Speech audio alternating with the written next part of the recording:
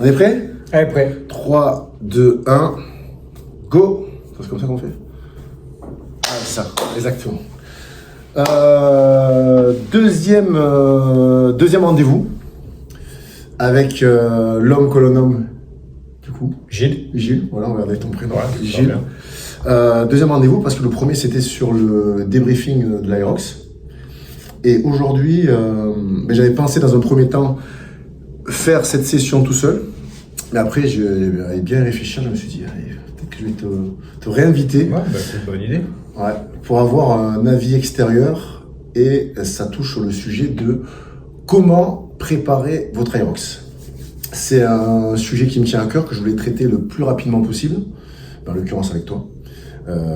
Du coup, parce que tu as fait l'Aerox, parce que tu t'es aussi préparé pour l'Aerox. Ouais, complètement. Et parce que aussi, j'ai pas mal de retours par rapport aux préparations physiques que je fais dans mes programmes que j'ai individuels ou même ce que je fais aussi en club, à Box de CrossFit où je bosse aussi sur mes heures. Et j'ai ce retour-là à chaque fois des athlètes, des clients, etc. qui me disent comment on peut se préparer, comment optimiser sa préparation. Donc voilà, donc je te remercie déjà d'être venu pour le sujet. Parce qu'il y a pas mal de choses à dire. Ouais, c'est sûr, il y a à dire. Dans un premier temps, je vais te laisser te présenter une nouvelle fois.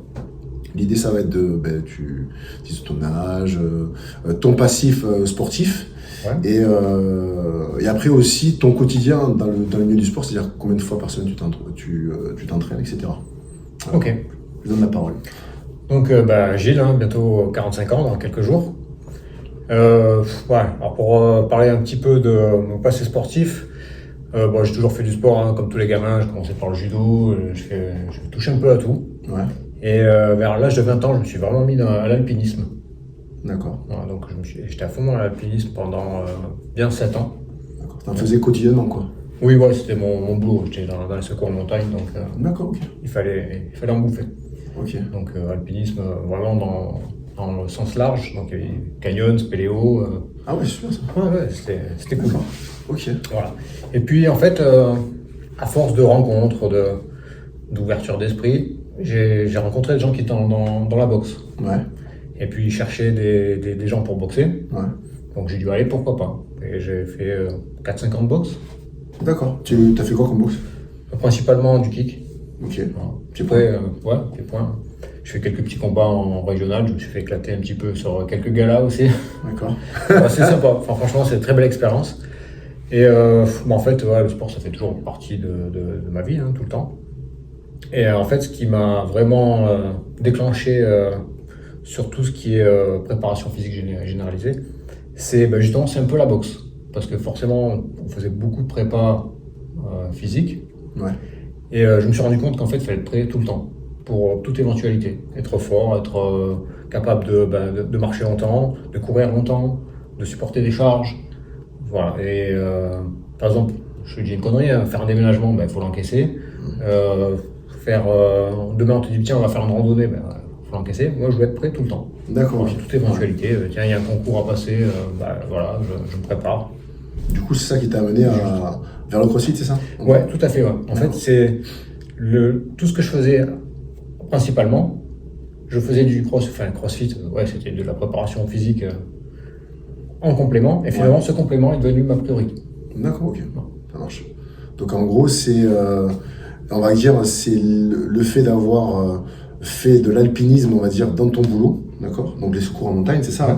En gros, qui t'a amené à ouvrir ton spectre au niveau de la préparation physique et qui t'a amené ensuite à te dire la meilleure préparation qu'il puisse y avoir pour être tous les jours de la vie prêt à être soit un bon père de famille, soit à être une personne prête physiquement aussi pour pouvoir aider les gens, pour pouvoir aussi se défendre aussi, comme tu dis. Oui. C'était le spectre CrossFit, c'est ça en fait? En gros, la matière CrossFit. D'accord. Toi, le CrossFit, du coup, tu as débuté il y a combien de temps? Ça fait combien de temps que tu en fais? Alors, je commençais plus par la muscu, mais bon, vu mon profil un petit peu svelte, et j'ai eu beaucoup de mal à prendre. Donc, c'est vrai que le CrossFit, ça a été beaucoup plus dans mes capacités. D'accord, ok. Et après, du coup, pour moi, ça s'appelait pas CrossFit à l'époque, mais ça fait bien 15 ans. 15 ans. Ouais.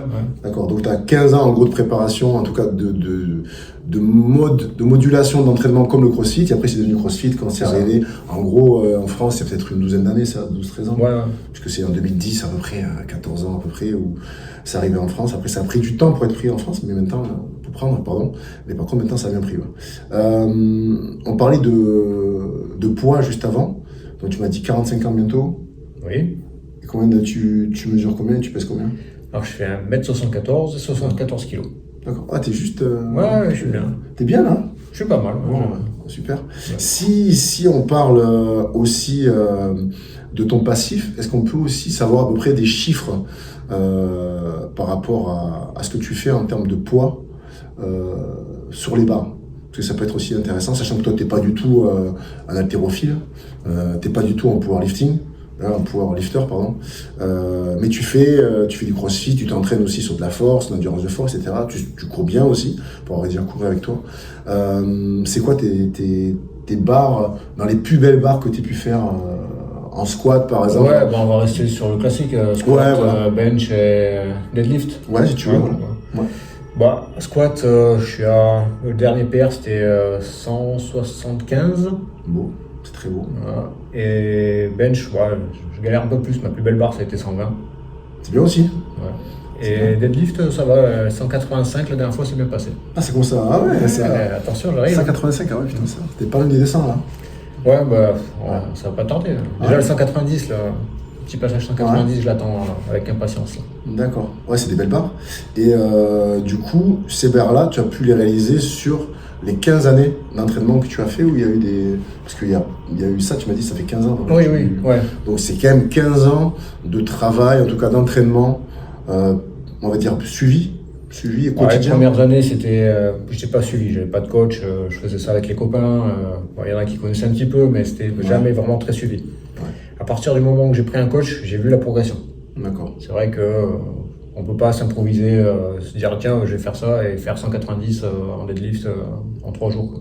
Ça, c'est pas possible. Pour toi, ça a été vraiment une plus-value d'avoir quelqu'un qui te drive sur comment optimiser, comment mieux t'entraîner. Ça. Complètement. Donc ça, c'est un petit message aux gens qui se demandent à quoi sert un coach. Moi, j'ai toujours ce discours-là, c'est même un bon coach, pour moi, il a besoin d'un coach. Oui, c'est comme un psy, il a besoin d'un psy. Voilà. Ouais, je suis d'accord avec toi, c'est clair. Toujours sortir de sa zone de confort, toujours aller chercher plus loin, toujours aller ne pas s'écouter. Ouais, ou alors si le message c'est de s'écouter, c'est vas-y, il faut y aller, ok. Ouais, totalement. C'est plus rare. Bon, c'est cool. Donc déjà, on a des bonnes bases par rapport à ton passif, ton cheminement. Et ça, je pense que c'est une vraie source d'information pour les gens qui vont voir la vidéo et qui nous écoutent. Parce que je pense que la plupart des gens, en fait, quand ils sont sur l'Aerox, ça a été un peu aussi nos discussions qu'on a pu avoir avant de réaliser l'Aerox de Nice, donc qui a eu lieu il y a quelques semaines encore, c'était de savoir quelle était la meilleure façon de s'entraîner. Clairement, à mon avis pour moi, comme c'est une discipline qui est toute nouvelle, qui est neuve, mais qui nous propose quand même des disciplines que les gens ont déjà testées, hein, tout ça, les gens, je veux dire quand je parle des gens, c'est-à-dire des personnes qui font du sport quotidiennement, c'est-à-dire la course. Après, à part le step pull et le step push, mais on en parlera, qu'on peut, amalgamer à d'autres exercices. Il y a du ski erg, du rameur, il y a du portée de charge avec le thermal walk. Ouais, c'est du fonctionnel. Ouais, c'est du fonctionnel. Il y a du sandbag. T'as du wall ball, ça c'est plutôt de la mouvance crossfit parce qu'avant le wall ball, on n'en faisait pas souvent. Et le burpees road jump, qui est juste une torture. En tout cas, pour moi, c'était très dur. Ça a été très dur. Et après, c'est quand même des gestes quand on les nomme, qui sont de l'ordre du fonctionnel, quoi. C'est pas très dur en termes techniques.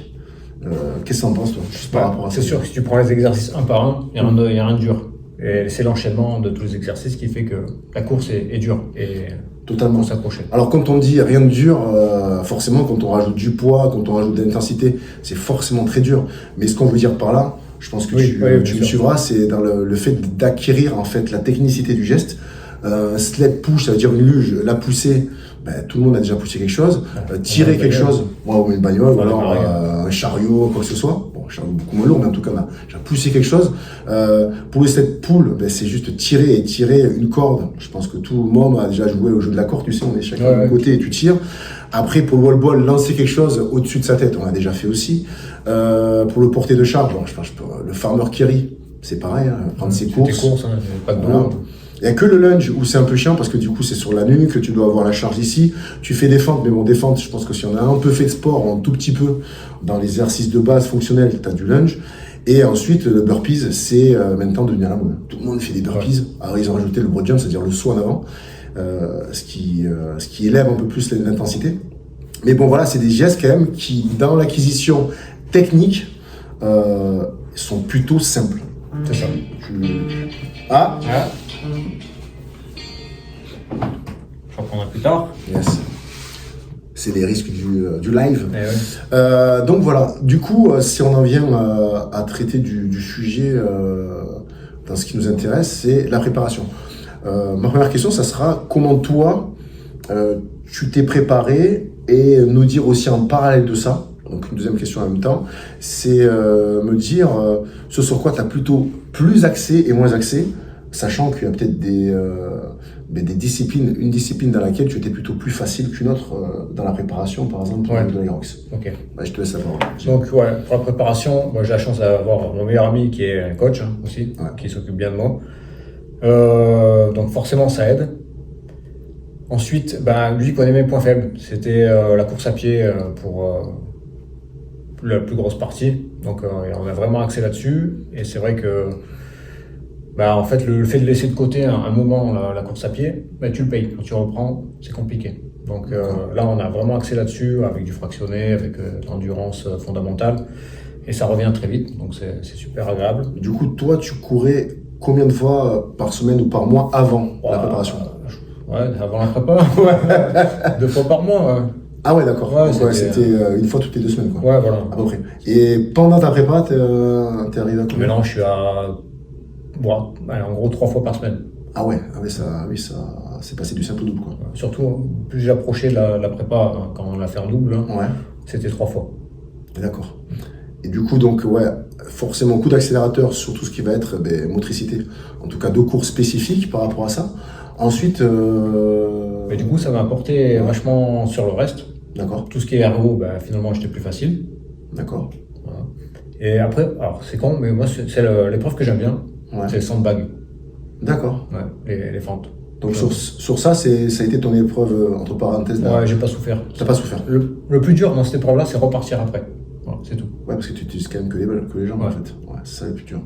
Et du coup, sur ta prépa, quand tu me dis, tu as optimisé beaucoup sur la course. Ouais. Et alors tu m'as dit que tu as fait beaucoup d'endurance fondamentale, après tu as fait des fractionnés, mais tu divisais ton entraînement comment en fait dans la semaine? C'était un jour frac, un jour de repos, où tu mêlais le frac avec ton fonctionnel, c'est-à-dire tu faisais aussi de la course compromis, ça se passait comment en fait? Donc en fait j'avais 6 entraînements par semaine en gros, parce que bon, ça évolue, c'est pas tout le temps, toutes les semaines pareil, mais grosso modo c'est ça.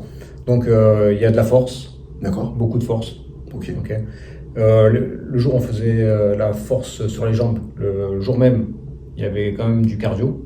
D'accord. Endurance fondamentale en zone 2. D'accord. Et ensuite, on travaillait tous les groupes musculaires en fait, toute la semaine. Et c'était le lundi, donc on avait cette séance de cardio juste après les jambes.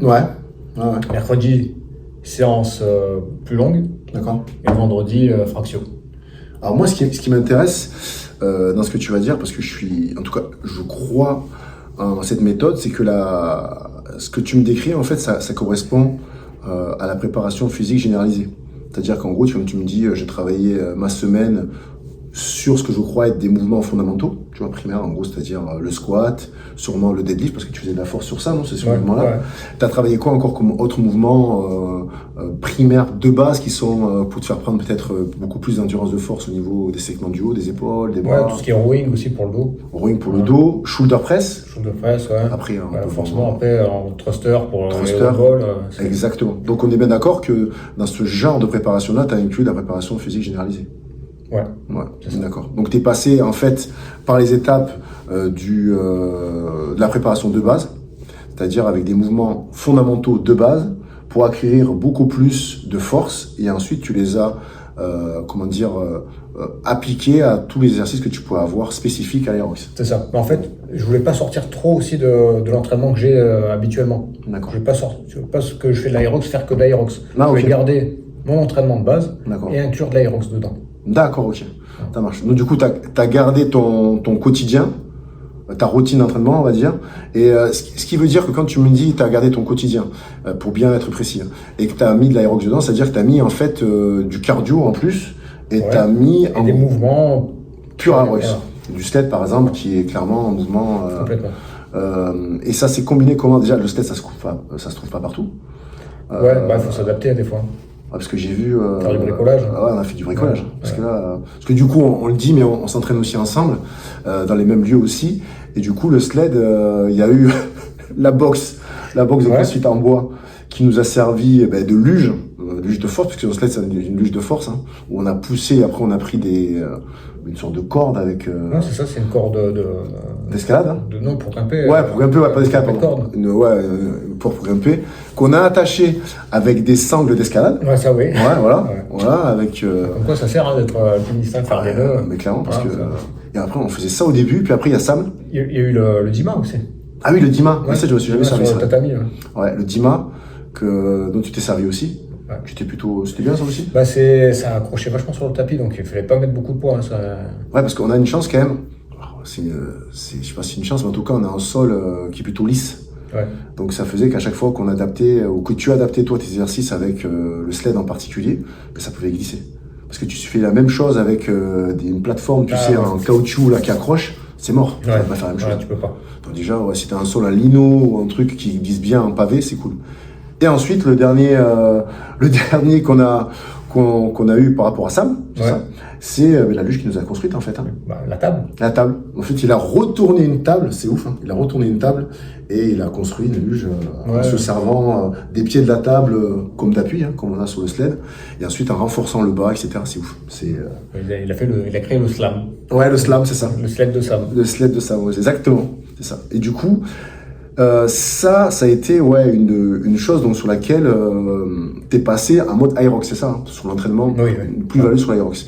Est-ce que tu as vu, alors attends, on a dit, pour revenir tout dans les moindres détails, mais surtout être dans l'ordre, pour toi, donc le plus facile c'était le sandbag. Ouais. Moi je dirais aussi c'était le farmer carry. Ouais, oui. Farmer carry. Bon après, je dis ça, mais j'ai des grosses problématiques moi auprès de mes athlètes féminines, qui ont des gros soucis au niveau du grip. Et puis après le grip, c'est les épaules qui prennent. Et du coup, elles ont beaucoup de mal, surtout quand elles sont en double mix. Donc tu tapes quand même 2 poids de 24 kg. Et si t'as pas vraiment optimisé la prise en main avec tout ce qui s'ensuit, même si tu as de la magnésie pour la compétition, l'adrénaline ça tape bien. Ça tape beaucoup. Donc sur les athlètes féminines et ceux qui sont pas assez entraînés sur ça, la grosse difficulté, ça sera le grip. Toi, il n'y a pas eu de difficulté sur ça? Non, Zéro. Ensuite, ta troisième épreuve où peut-être tu as pas eu besoin de trop t'entraîner ou en tout cas optimiser au maximum, ça serait quoi? Le rameur. Le rameur, parce que t'en fais quotidiennement et que... Ouais, parce que ça reste du cardio et en fait, c'est pas là où on va gagner du temps. En fait, si tu arraches comme un porc tu vas gagner peut-être 20 secondes et tu vas tamer ta course, tu vas être cuit. Ouais, je suis d'accord avec toi. Mieux gérer. Et en fait, tu peux repartir tranquille et gagner du temps après sur ta course à pied. Tout à l'heure, tu me disais, je voulais rebondir sur ça aussi, qu'au final, le fait d'avoir fait de la course, donc d'avoir, accru tes entraînements de course, t'avais fait être meilleur en ergo. Ouais. En gros, sur le monostructurel, c'est-à-dire le rameur et le skiag. C'est-à-dire que tu dirais, toi, à quelqu'un qui ne court pas et qui se met à courir, ça va forcément avoir une coïncidence, ça va être reversé sur sa capacité après à faire mieux du rameur, mieux du skieur. Ça a marché sur moi, donc ça peut marcher sur quelqu'un d'autre. Après, moi, je suis pas diplômé, je suis pas coach ni rien. Oui, bien sûr, mais après, j'ai quand même une certaine expérience et je dirais que oui. D'accord. Tu as vu ça par rapport à quoi? Par rapport au souffle, par rapport à l'énergie que tu déployais? En fait, je finissais même sur les mêmes temps, je finissais beaucoup moins oxy. D'accord. Ouais. Donc ça, c'est super intéressant. C'est se dire que dès le moment où tu optimises dans la course, tu fais beaucoup plus de sorties en termes de course, mais tu vas avoir une plus-value qui va tout de suite se reverser sur déjà sur les agrès Ouais. d'ergo. Ça, c'est super. Ça a fait la même chose sur le ski erg aussi? Alors, ski erg, c'est un mouvement que je maîtrisais moins. Hein, Ouais, en fait, j'en avais pas, j'en faisais pas. d'accord. Donc là, c'est pareil, ça j'ai optimisé pour l'Aerox. D'accord. Parce que sinon, je ne touchais pas. C'est joli, mais ça m'intéresse pas. Ouais. Mais finalement, c'est vraiment pas mal comme Ouais. ergo. Et ouais, donc je peux pas voir vraiment la différence parce que j'ai attaqué plus tard le ski erg. D'accord. Mais- Ouais, bah non. Ouais, donc franchement, après, pareil, il faut gérer. Pour moi, c'est vraiment les mêmes efforts. Si on se demande les temps, par exemple, que tu as fait sur l'Aerox, sur le rameur, alors c'était à deux, Ouais, c'était à ouais. deux, mais tout seul, tu faisais combien à pleine balle sur 1000 mètres, par exemple, en rameur? Alors, pleine balle, je fais pas parce que justement, je gardais. Ouais. Je suis à 4 minutes. D'accord. Bah, t'es Et non-stop. pareil en ski erg. C'est bien parce que c'est plus dur en plus le ski erg à maintenir. Et sur le temps que tu as fait en binôme, du coup, sur l'Aerox, c'était pareil ou c'était un peu? Non, c'était plus long parce qu'en fait, on s'est foiré sur les relais. On s'est dit, Ouais. tiens, on fait 250 comme ça, on envoie. Ouais. Et en fait, les changements en rameur, ils sont horribles parce que déjà, on n'a pas la même taille de pied. Ouais, d'accord. Donc, il faut régler à chaque fois. Et C'est on des perd- palmes. Il y a des palmes, Greg, fait du 46. Hein. Bah, c'est moi qui ai des petits pieds aussi, Ouais. peut-être. Hein, mais Ouais. voilà. Donc, ouais, c'était un peu galère là-dessus. Et bon, ça, c'est l'erreur à surtout pas faire. Hein. Quand vous faites un Aerox en double, coupé en deux, mais pas en quatre.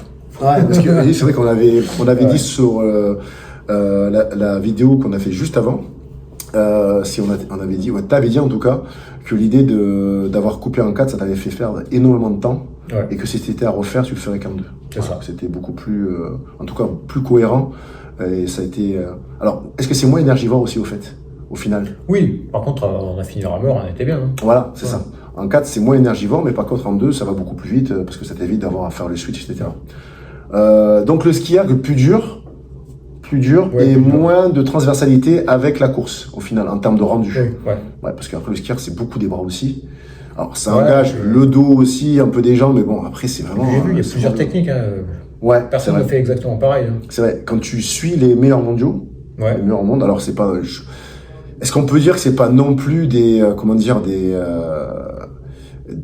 érudits ou du talent, des mecs talentueux en termes de ski erg, mais ce qui est sûr, c'est qu'ils optimisent au maximum. Ouais. Ce qui est sûr, parce que quand même, ils font des temps phénoménaux. Et c'est vrai que t'en as qui tirent tout droit, ils font à peine une petite flexion de jambe, ils bougent pas les pieds, c'est que ça. Donc c'est vraiment du straight, c'est-à-dire tirage droit. T'as ceux qui vont un peu plus haut et qui vont peut-être élargir un peu plus, qui vont utiliser beaucoup plus leur extension et flexion de hanche. C'est vrai que t'as un peu de tout en fait. Ouais. Ceux qui partent sur les côtés. Ouais, ceux qui partent aussi sur les côtés. Toi, ça a été quoi ta technique, par exemple, sur le ski erg, en l'occurrence? Du coup, moi, j'ai fait un peu un mix. D'accord. J'ai commencé en étant statique. Ouais.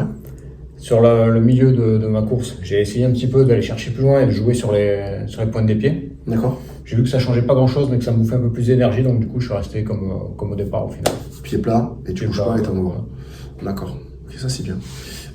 Ça en revient à la préparation physique. Ensuite, qu'est-ce qui t'a... Alors on a cité les 3 gestes qui étaient pour toi qui ont été les moins à travailler, en tout cas qui étaient les plus faciles. Hein. Ouais. Donc si on en revient, c'était le sandbag. T'avais le farmer carry après. Ouais, Farmer Ferry. Voilà. c'est- Et après tu m'as dit c'était le rameur. Ouais. D'accord. Ceux qui t'ont demandé une plus grosse préparation, hormis la course. Ouais. Hormis la course, c'était quoi? 7 push.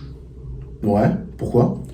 Parce que, voilà, comme on disait tout à l'heure, c'est un exercice qu'on n'a pas l'habitude de faire. Ouais, C'est pas facile d'en trouver aussi.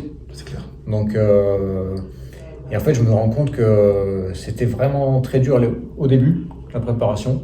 Et le jour J, par contre, Ouais, j'étais bien. t'étais Donc, bien. comme quoi, c'est vraiment bien de se préparer. Ce qui m'aide aussi, c'est tout ce qui est squat et tout, moi, parce que les premiers temps, je sentais vraiment que ça me brûlait les fesses, les ischios, tout ça, le push. Ouais. Et j'ai dit, wow, putain, courir après ça. Ouais. Et finalement, en fait, il faut en bouffer. D'accord. Donc on est bien encore d'accord que ça c'est super ce que tu dis parce que c'est une mine d'or. Hein. Moi je trouve que les préparateurs physiques ou même les gens qui vont écouter la vidéo et qui ont du mal à savoir qu'est-ce qu'ils doivent travailler ou pas, le step push, c'est la luge, on est le buste en avant, on a les appuis bien ancrés dans le sol, on va pousser. Et là tu me dis en fait ce qui m'a permis d'optimiser, d'être plus performant dans mon sled, ça a été de faire des squats quoi. Ouais, ouais. Faire des squats parce que les squats c'est de la flexion-extension de genoux et ça te sert après pour dynamiser ta poussée quoi. T'as vraiment vu toi la transversalité entre les deux? T'as vraiment tu te dis, ah ouais, complètement. Ouais. le squat, plus t'es un bon squat et plus tu pousses quoi. Ouais. Avec en plus l'optimisation de la course C'est ça. qui clairement en plus te fait avoir un meilleur cardio, et en plus sur, comment dire, le rythme de la course, l'idée c'est que quand tu as fini tes 1 km de course, tu puisses enchaîner, quoi. C'est ça. Donc oui, c'est forcément si tu fais plus de courses et qu'en plus ça, t'es bon en force au niveau de tes appuis, des segments du bas, donc c'est-à-dire les jambes. Et surtout quand tu es léger comme moi, donc tu es obligé de faire du squat, quoi. Faut être fort, clairement. fort sur les jambes. Combien de séances de squat par semaine? Tu me disais une fois par semaine, c'est ça? Ouais, alors là, je vais pas trop donner le secret de mon coach. Ouais. Là, on est à 3 séances de squat par semaine. Ah ouais, 3 séances de squat par semaine. Tout compris. Hein. Il bien sûr. y a du squat, il y a du front squat, il y a... Tout ce qui travaille les jambes, en tout cas, c'était à peu près 3 séances. Ah oui, c'est. Là, en ce moment, on est là-dessus. D'accord. Ah, t'optimises, il va falloir que je fasse attention parce que. Mais... Je prépare bien, hein. On essaye. Bon, c'est cool, 3 séances de squat. Donc, ouais, sled push. Deuxième geste qui t'a demandé aussi une attention particulière sur la préparation. Le pull. Ah, c'est horrible, le pull. C'est que j'ai pris un mur. Hein. Ouais. J'ai pris un mur, moi, le pull. Je trouve plus dur le pull que le push. Ça arrive après aussi. Ouais, j'allais te le dire. Je pense que déjà, tu as une deuxième, parce que ça arrive dans l'ordre des choses. Tu commences par les skiers, après ça fait 7 push et 7 pull. Et moi, je me suis pris un mur, j'explique pourquoi, parce que j'étais avec ma binôme, donc Virginie, ma copine. Tu m'écoutes? Et bah ouais, j'espère. Et en fait, ce qui s'est passé, c'est qu'on s'est rendu compte, alors on le savait déjà, mais quand tu le vis en direct, c'est une problématique. On savait que ça allait être très dur. Et qu'en plus, le ressenti au niveau de l'aéros, quand tu pousses et quand tu poules, donc quand tu tires, c'est toujours un peu plus dur. Et là, ce qui s'est passé, ce qui devait passer à Arriva, c'est-à-dire qu'elle a commencé à faire les premiers mètres, puis après, blocage. Ouais. Et là, j'ai dû prendre le relais. Ouais, j'ai vu. J'ai dû prendre le relais, et je me suis dit, bon, moi, je suis allé, j'ai tout donné, tu vois, voilà, parce qu'il fallait que je rattrape. Et après, j'ai voulu faire le switch, et elle ne pouvait plus tirer, donc du coup, j'ai tout fait tout seul. Alors, ça a été au moins, pour moi, comment dire, une sorte de vue sur ce qui m'attendait. Ouais, c'est bien. Ouais. Parce que du coup, je vais faire l'aérox en solo à Toulouse, toi aussi d'ailleurs. Ouais. D'ailleurs, c'est pour ça qu'on se prépare, entre autres. Moi, le prochain, c'est Marseille, mais après, il y aura le Toulouse où je serai vraiment en solo. Et peut-être demander, ça. C'est incroyable. Et du coup, ouais, c'est là où je me suis pris un mur et je me suis rendu compte que, waouh, c'est chaud quand même. Donc, il faut vraiment, comment dire, pas aller trop vite et se préserver au maximum, parce que si tu montes trop dans les tours, après, pour la récupération, c'est horrible. Donc, du coup, je t'ai coupé la parole, mais tu me disais... c'est complètement ça. Ouais, c'était fou. Et toi, vous avez partagé comment au final sur une longueur chacun. Une longueur chacun. Ouais, il y a 4 longueurs à faire, donc d'accord. Chacun. Et tu l'as optimisé comment en termes de prépa? Qu'est-ce que tu as fait pour optimiser ton sled pull, à part faire du sled pull? Ouais, rowing. Et après, moi, j'ai trouvé un petit truc à la poulie. D'accord. Attention, alors là, c'est une petite, un petit secret en fait, à la poulie basse, en fait, le mouvement du sled pull, en fait, il faut vraiment aller chercher bien en squat profond, en fait. Bras tendus et pousser en arrière. En fait, on peut reproduire ça à la poulie. Alors, donc, moi, je prenais la corde à double. Là. Ouais. En fait, tu la tires d'un côté, ça te fait une corde. Ouais. Et je travaillais juste les départs. D'accord. Donc, c'est vraiment la flexion-extension. C'est ça que tu travaillais après. Parce qu'après, la marche, le câble, il est pas assez long. Ouais. On peut faire 50-60 cm, mais pas plus. Quoi. D'accord, ok. Ah, c'est une bonne façon de faire. Alors, c'est vrai que je l'avais travaillé, moi, mais... je pensais pas que ça t'avait autant aidé. J'avais fait ça aussi, tu sais, sur le low row. C'est le câble où tu as les pieds devant. C'est vraiment le départ du mouvement. Tu vas chercher bien devant, hop, tu retires en arrière, et là tu finis. Mais toi, tu faisais ça vraiment avec ton câble. Par contre, tu finissais avec le tirage. La corde noire. La corde noire, d'accord. Et ça t'a aidé? Ouais, t'as vu? Ouais, je pense, parce que... T'as permis de travailler plus spécifiquement sur le départ du chariot. Parce qu'après, une fois qu'il est lancé, tu recules. Ouais. C'est un peu plus facile, mais le départ, c'est vraiment ce qui est plus compliqué, surtout que le chariot pèse plus que toi. Quoi. Bah ouais, clairement. D'ailleurs, sur les charges, c'est 152 en 7 push de mémoire, hein, et c'est 103. 103, si je ne me trompe pas, en 7 pull. C'était quoi ta technique sur le sled push et pull? Le push, c'était tu mettais tes coudes sur les deux leviers là qu'il y a de chaque côté, c'est ça? En fait, je pas les bras comme ça et je rentre les épaules à l'intérieur du sled et je pousse. Pour toi, ça c'est la meilleure des techniques? Ouais, j'ai tout essayé et la meilleure c'est ça. Je suis d'accord, parce que le bras tendu c'est mort. Surtout que le bras tendu, t'as tendance à aller chercher plus haut. Totalement. En plus, ça fait tanker le sled. Totalement, je suis d'accord. En plus, ça va taper sur les épaules et c'est pas évident. Après, il y a ceux qui ont les bras fléchis, mais qui ont les coudes comme ça contre les deux leviers de force là que tu pousses. Et là encore, j'ai pas trouvé ça Après, c'est super. propre à chacun, je pense. Hein. Ouais. C'est par rapport à ta forme de corps. Peut-être c'est pour certains c'est plus facile. En tout cas, ce que j'ai trouvé comme toi le plus efficace, c'était vraiment rentrer, mettre ces deux bâtons du sled vraiment ici à l'intérieur des bras. Ouais, c'est ça. Et c'était vraiment le top. Et sur les 7 poules, alors j'ai vu beaucoup de techniques. T'en as beaucoup. T'as ceux qui vont tirer qu'avec les bras. Alors, Ouais, j'ai vu. peut-être pas 200 kilos, mais en tout cas, dans le double, beaucoup de mecs qui tiraient avec les bras. Et d'autres qui faisaient forcément, comme tu disais, flexion de buste, extension après 1 ou 2 pas en arrière, parce que la zone est limitée sur 1 mètre à peu près. Toi, tu faisais quoi du coup? Ah, je faisais la flexion, je reculais. Voilà. Tu lâches ta corde, tu vas la chercher. Donc tu t'économisais un maximum sur le tirage. Hein. Sauf sur les 3 derniers mètres. Surtout Ouais. que je sais que c'est mon collègue qui va prendre D'accord. le relais. Là, je tirais. Parce qu'en fait, plus le sled s'approche, Ouais. plus c'est facile. D'accord. Donc sur ça, par exemple, la réparation physique, si tu me parles de sled, tu faisais du row en front, pardon, on va dire en seated front, Ouais. et tu faisais aussi du row en bent over, ça veut dire le buste Ouais. vers le bas et tu tirais Toutes les formes. barbell, toutes les formes de row. Ouais. D'accord. Supination, pronation. Exactement. Tout ça, c'était super efficace sur Ouais. la préparation. Ok. L'autre geste qui t'a nécessité une grosse préparation. Bon, après, non, il n'y a pas d'autres gestes qui m'ont. Même pas le wall ball? Non, le wall ball, non. Non, ça va. Ouais. Ouais, le C'est wall plus ball, dans la gestion, en fait, avec mon coéquipier aussi. Hein, Ouais. on aurait D'accord. pu améliorer. mais tu t'es quand même entraîné spécifiquement au wall ball. T'as fait quand même du wall ball. Oui, j'en ai Voilà. fait. Ouais. Mais c'est pas ce qui a été le plus dur pour toi pour optimiser ton nombre de reps. Par exemple, au wall ball, si, parce qu'on en parlait ce matin, Ouais. unbroken, combien de kilos tu m'as dit? Ah, avec un plate. Avec un Ouais, plate? parce que, du coup, en Ouais. thruster, Ouais, un thruster, 10 kilos, combien? 2 minutes 29. 100 Unbroken. répétitions. Unbroken, 100 répétitions, 2020. C'est bon. Donc en fait, ça peut être transversal à ce que tu peux Ah oui, avoir, c'est pour ça que là, je m'entraîne spécifiquement, pour être encore Ouais. au-delà. Donc là encore, c'est intéressant de voir que tu fais des thrusters pour t'entraîner, mais pour renforcer, Ah, on va dire, c'est le même mouvement, au final. Ben oui, c'est ça exactement. C'est ce que je fais faire moi d'ailleurs à mes athlètes, c'est ce que je fais aussi pour m'entraîner.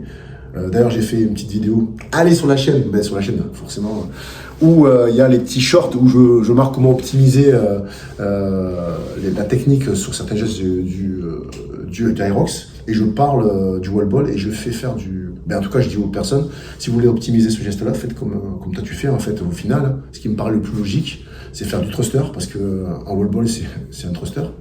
Ou alors faire aussi des push press, parce que push press aussi, Ouais, complètement. il y a moins de flexion de jambes, mais il y a quand même cette idée d'avoir le poids au-dessus de la tête. Et ensuite, il y a quoi? Ensuite, tu as le burpees broad jump. Alors là, il y a de tout aussi. Hein. Ouais, les petits sauts, les grands sauts. Ouais. T'as ceux qui préconisent les petits sauts, comme tu disais, les grands sauts. T'as ceux qui préconisent après, au niveau du burpees, revenir soit en bond, soit... Alors, j'ai vu Alan Kao. D'ailleurs, entre parenthèses, tu suis qui, toi? Bah, tu viens de le dire. Ouais, Alan Kao. Alan Kao, ouais, franchement, pour moi, c'est vraiment. En fait, ce mec-là, il est très fort. Ouais. Et en plus, il donne des tips de fou. Ouais, j'avoue. Il est généreux dans ses tips. Quoi. J'avoue, il y a Alan Kao, il y a aussi je suis les numéro 1, numéro 2 de Aerox. Ah oui, après, il y a Guillaume Guillou, forcément, tu vois, forcément. D'ailleurs, il fait pas mal de vlogs ces temps-ci, de podcasts sur l'Aerox. D'ailleurs, je l'ai rencontré à l'Aerox de Nice. Je l'avais vu précédemment. On s'était fait un petit coucou, donc coucou à lui, s'il regarde la vidéo. Mais ouais, il y a Guillaume qui fait aussi pas mal de vidéos par rapport à ça. Ensuite, tu sais qui de personnes? Alors, un qui est moins connu, mais qui est pas mal aussi, c'est Hybrid Runner. Hybrid Runner, ça me dit rien du tout, ça. C'est intéressant. Ouais. D'accord. Et il parle aussi de la course compromise? Ouais, complètement. Bah, Hybrid Runner. Ouais, forcément. Et puis Hybrid, donc c'est tout ce qui va être. Il est à bloc. D'accord, ok. Belle machine. Ouais. Et après, on suit, c'est dommage qu'il n'y ait pas Jordan, mais la dernière fois, il nous avait parlé aussi. Mais des meilleurs mondiaux qui suit. Ouais. Je sais plus tous les noms qu'il y a, tu vois. Mais j'en ai oublié la moitié. Vite. Ouais, voilà, il y en a pas mal. Et j'en ai 2 ou 3 que je suis, juste pour voir, par curiosité déjà, mais pour suivre un peu comment ça se passe au niveau des courses, parce qu'il y a tellement d'Instagram maintenant qui sont créés, tu sais plus suivre au final, et surtout pour voir en fait comment ça se passe, tu vois, leur entraînement, comment ils optimisent aussi leur entraînement. Donc en tout cas, au niveau français, Alan Kao, Guillaume Guillou, après il y en a d'autres, hein, Ouais. mais Pour en revenir sur Alan Kao, ouais. tout à l'heure tu parlais des Farmer Walk. Ouais. Ben, son tips, c'était vraiment de prendre les les anneaux, mais pas sur le centre. Ouais. Vraiment les prendre sur le côté, sur Ouais, l'avant. sur le bord, sur l'arrondi là. Ça m'a changé le Montfermeil Carry. D'accord. Ouais, franchement, c'est. Ok. Ouais, tu sens que t'es plus fort en fait. Voilà, t'es plus fort. Ouais, tu subis moins. Tu subis D'accord. largement moins. C'est Donc, vrai, merci à Alan. C'est vrai, ouais, c'est des C'est petits grâce à tips lui. qu'il faut. Mais c'est vrai qu'il a des super tips. Et d'ailleurs, on parlait juste avant du burpees broad jump sur la remontée, tu sais, quand t'es au niveau de la pompe, et juste avant de pouvoir t'élever en phase, donc forcément le corps droit. Et là, tu as différentes façons. Donc je te disais, tu as le saut vers l'avant, où tu remets tout de suite, tu sais, en bond. Ou sinon, tu as les mecs qui font un pas puis l'autre, tu sais. Et tu as aussi, et j'ai vu ça chez Alan, c'est des petits pas. D'accord, ouais, tu vois jusqu'aux mains. Ouais, jusqu'aux mains en fait. C'est entre le saut et la jambe après la jambe. Lui, je l'ai vu au dernier roast qu'il a fait. C'était où qu'il a fait il a posté il y a pas longtemps en plus. Le dernier qu'il a fait. Il a fait le 3e là. Ouais. Et c'était où? Alors j'hésite entre Birmingham et il y en a eu en Italie aussi. Et en Italie ou en Espagne? Milan. Ouais, je crois que c'est. Je veux pas dire de bêtises, mais en tout cas, le dernier qu'il ait fait, tu le vois parce qu'il te refait un petit résumé de sa course et tu le vois en fait quand il remonte en gros en station, donc debout. Et là, il fait des petits pas comme ça et je dis putain, mais c'est vraiment bien trouvé quoi. Alors j'ai testé ça. Ouais, quand je l'ai vu. Je testerai ça.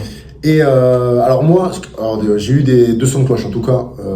Il y a ceux qui préfèrent, comme moi, faire le bon. Bah, c'est ce que je fais aussi. Après, je préfère au final, parce que j'ai testé une jambe après l'autre et j'ai testé aussi la technique de revenir à petits pas. Moi, je vois pas la différence. Je vois pas la différence et limite même. Alors peut-être parce que je m'y prends pas assez bien, je sais pas. Mais ça dépend aussi, je pense, les physiques de chacun. Bah, pour moi, c'est mon naturel en fait. Donc du coup, ça me fait réfléchir. C'est quand mettre un pied devant l'autre, ça me fait réfléchir. Mais voilà, pour moi, c'est tellement plus naturel et instinctif de faire le bon. De faire le bon, c'est que voilà, je fais le bon. Ouais. En tout cas, c'est des techniques et c'est toujours bien de tester. Ouais, mais je testerai. Je regarderai la vidéo d'abord et je testerai. Toi, tu es plutôt sur le burpees broad jump, tu t'es entraîné spécifiquement ou tu as fait un truc en particulier pour optimiser ton broad jump par exemple ou ton burpees pour être plus rapide? Non, c'est assez basique comme mouvement, donc forcément je l'ai travaillé. Je me suis tapé forcément des allers-retours en burpees broad jump. J'ai essayé les petits sauts, j'ai essayé les grands sauts. J'ai essayé commencer par des petits sauts, finir par des grands, inversement. Donc j'ai essayé tout ce qui était possible en fait, en burpees. Et au final, je suis resté sur la compétition, des sauts que je calculais pas en fait. Donc c'est pas des grands sauts, normal. Et sauf quand je voyais la ligne qui était à 30 cm d'où j'aurais pu atterrir, là par contre je faisais l'effort du grand saut. D'accord. Donc sur les burpees broad jump, en gros tu me dis que tu n'as pas fait quelque chose de spécifique comme tu as pu le faire par exemple avec d'autres agrès où tu as fait du deadlift spécifique, où tu as fait du squat pour améliorer par exemple ta puissance. Non, parce que déjà tout endurance musculaire, là, tout ce que tu fais, rien qu'un deadlift déjà ça te fait tout travailler. Ouais, c'est clair. Donc je suis d'accord avec toi. Je n'ai pas fait spécifique pour le burpees broad jump, j'ai juste mangé du burpees. D'accord. Mais moi tu vois par rapport à ça, sur le burpees broad jump, moi ce que j'ai introduit soit dans mes entraînements perso, soit quand je donne des coachings, j'ai introduit des box jump. Après, ça peut être, après c'est toujours pareil parce que c'est des sauts, en fait, c'est de la pliométrie. Donc j'ai inclué des box jump, soit je faisais double répétition sur un des gestes, soit le burpees, soit le broad jump, c'est-à-dire par exemple il fait un burpees suivi de 2 pompes et après tu fais par exemple un saut ou 2 sauts. Ça peut être, c'est pour en gros élever, tu sais, ton niveau d'adaptation forcément parce qu'il y a plus de stress, donc plus d'endurance musculaire. Et à ce moment-là, après quand la personne tu la fais revenir sur juste le burpees broad jump de base, il se dit putain mais c'est super simple en fait. Donc moi j'ai optimisé sur ça, soit sur les box jump, soit sur les box step up parce que tu peux faire plein d'autres choses, soit sur le broad jump en lui-même, c'est-à-dire faire vraiment des broad jump avec des poids.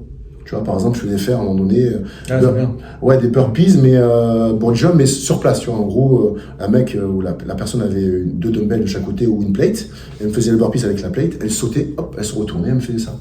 C'est une façon d'optimiser aussi. Ouais, et ça c'est super.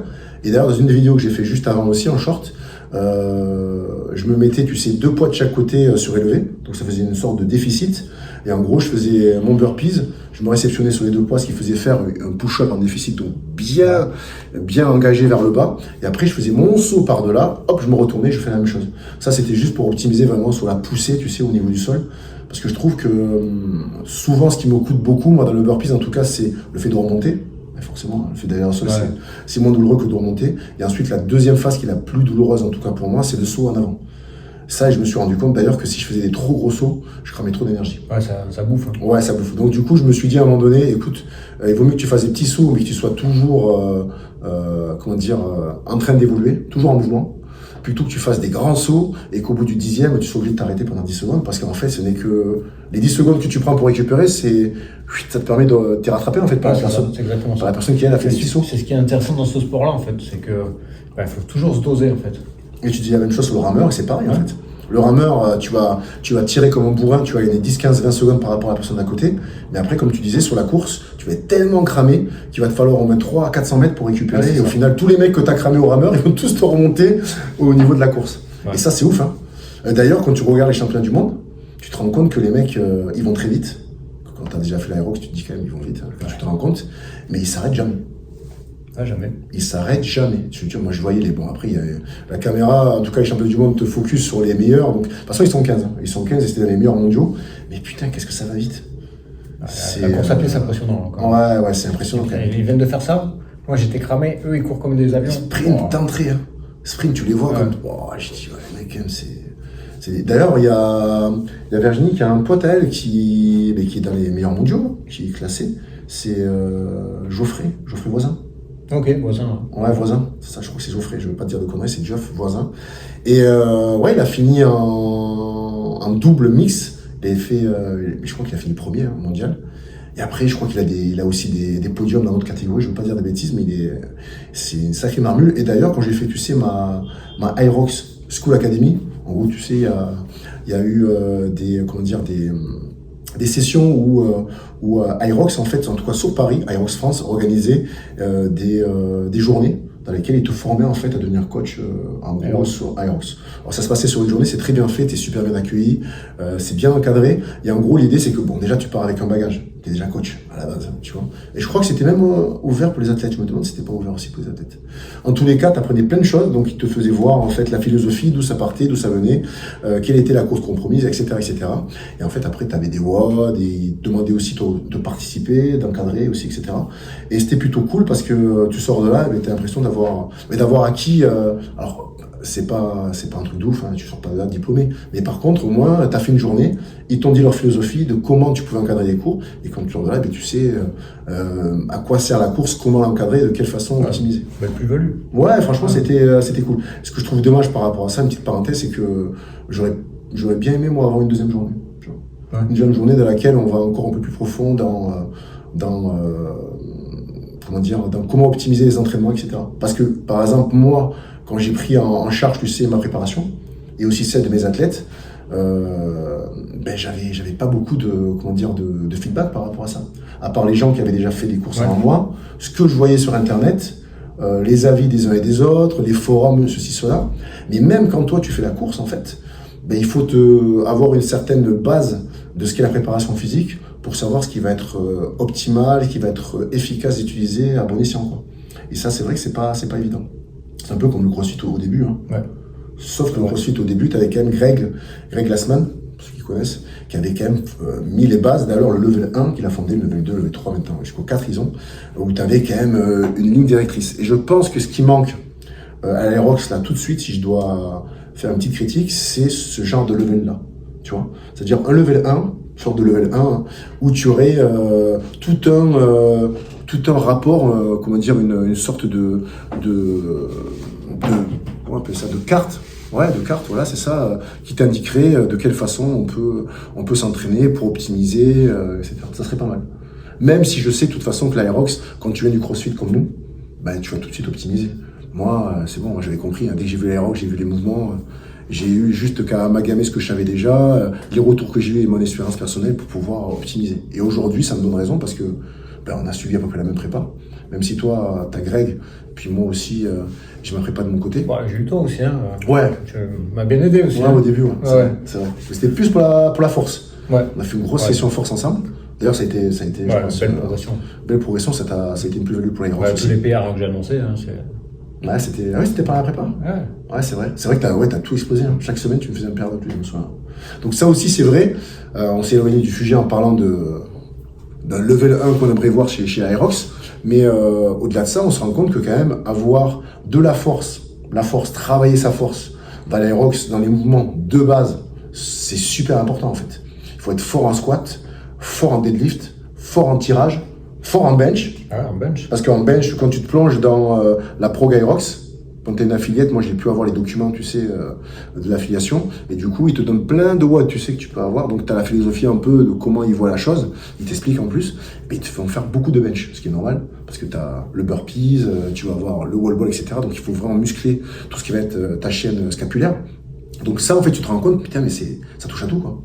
C'est ça qui est impressionnant. Et je dirais même que ceux qui viennent de l'haltérophilie, pour l'aérox, ça peut être intéressant, parce que dans l'aérox, tu as quand même aussi des triples extensions. Et la triple extension en haltéro, ben, c'est ce qu'on fait tout le temps. Et du coup, ça peut être une plus-value sur tous les mouvements qui vont être, par exemple, la flexion-extension de jambes ou de hanches, etc. Tu vois, ça peut être intéressant aussi. Donc voilà, quoi. Du coup, qu'est-ce qu'il nous reste à dire sur l'aérox? On a parlé de comment toi, tu avais optimisé ton aérox, qu'est-ce que tu avais fait. Au final, au niveau du temps, ça donnait quoi, au fait, aussi? On avait déjà parlé, mais... Ouais, en double, on était à 1,09. 1,09. Ouais. Qu'est-ce qui t'a manqué pour faire par exemple 1,05 si on veut se rapprocher de la barre des 1 heure? Alors, 1,05. on s'est un peu trop dosé sur la course à pied. D'accord. On aurait pu faire un petit effort pour faire 15 secondes de mieux à chaque tour. Tu faisais combien en moyenne dans la course à peu près? En gros, là, on a fait 39 minutes pour 8 km. D'accord, ça te Donc faisait on du était un 5. peu plus,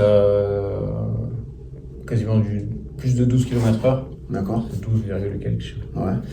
Mais ouais, donc on était en moyenne à 4,50. Ouais, vers 5. 4,50. Ouais. Et je pense qu'on aurait pu descendre au moins 10 secondes. 4,40, 4,30 c'est beau. Hein. 4,30. Ouais, mais ça peut être fait, quoique, tu me diras. Mais 4,40, ça t'aurait changé la physionomie, ouais. Ouais, parce que l'effort supplémentaire n'aurait pas été ouf. Et du coup, ça t'aurait fait te rapprocher beaucoup plus du 1,5, quoi. Effectivement. Bah déjà, tu gagnes 10 secondes sur 8 tours, ça fait 80 secondes. Ouais. Ouais, ça te fait mal, plus d'une minute, ouais. 20. Après, le petit couac qu'on a fait sur le rameur. Ouais, tu me disais, ouais, trop de changements, tue le changement. Ouais, et le wall ball aussi, en fait, au départ, on n'avait pas compris que Ah ouais, tu me dis. le binôme doit être en face, alors que tout le long, il est derrière. Ouais, faites attention à ça. Hein. Ouais. Faut bien se renseigner parce que. Du coup, on commence. Ouais. On code pas? No rep. Ouais. Alors, il faut qu'il soit devant. Putain, Bon, après, c'est notre faute. Hein. ouais, mais c'est Voilà. un petit réglage, ça. Ouais, voilà. Mais là, on sait. On Ouais, a gagné on 6 sait. minutes. C'est clair. Donc ça, ouais, c'est des petits trucs qui vous auraient fait gagner du temps. Surtout qu'après, à l'aérox, je le répète encore, tu as ton timing qui est donné dans la rock zone. La rock zone, c'est la zone dans laquelle tu rentres et où tu vas effectuer les différents ateliers. Ouais. Et là, moi, je t'avais dit de mon retour à moi, j'avais mis plus de 6 minutes, à peu près. Hein. J'étais dans 6 minutes de rock zone. Ouais. Donc ça veut dire, il compte pas forcément l'atelier que tu fais en tant que tel, mais quand tu vas dans l'atelier et quand tu en ressors. Je dis putain, c'est ouf. Ouais, il faut tout le temps courir en fait, même dans cette ouais. zone. Ouais, parce que ça les mecs- ralentir, ouais, parce ouais. que tu cherches ta zone, C'est ça. enfin tu cherches pas vraiment parce que c'est bien fait. Ouais, t'as des numéros. Mais ouais, du coup, on a tendance à se relâcher. Ah ouais. Mais non, il faut pas. Toi, t'as mis combien de temps dans la rock zone, tu te souviens? Moins de 5, je crois, 4, 50. Ah, vous avez bien optimisé quand même. Ouais. Hein. Ah ouais, mais t'imagines tout ce que vous avez grappillé. Pourtant, on a bu. Hein. Vous avez vu? Ouais. Combien de fois? 3 fois. 3 fois. Ça aussi, c'est pareil, hein. Optimiser la boisson. Hein. Parce qu'à chaque fois que tu bois, ça te fait perdre 5-10 secondes. Ouais, c'est ça. Et ça grappille du temps. Donc, si on reprend à l'envers, le fait de boire, le fait de continuer de speeder dans la rock zone, ça va t'économiser. Hein. Donc, ne pas boire plutôt, pardon. Et t'économiser dans la rock zone, ça va te faire gagner du temps. Et aussi, les changements qui doivent être judicieux et pas la route de gain. Et surtout, la course après, qui est clairement plus de 60% de l'aérox, hein, parce que tu fais quand même 8 bornes. Ah oui, complètement. Ah, ça représente énormément en fait, du temps que tu vas passer. Ouais. Donc, c'est pour ça que les meilleurs mondiaux, d'ailleurs, ils ont une course de ouf. C'est ça. Du coup, c'est tout ce qu'il y avait à dire. Bah, je pense qu'on a fait pas mal sur la prépa. Là.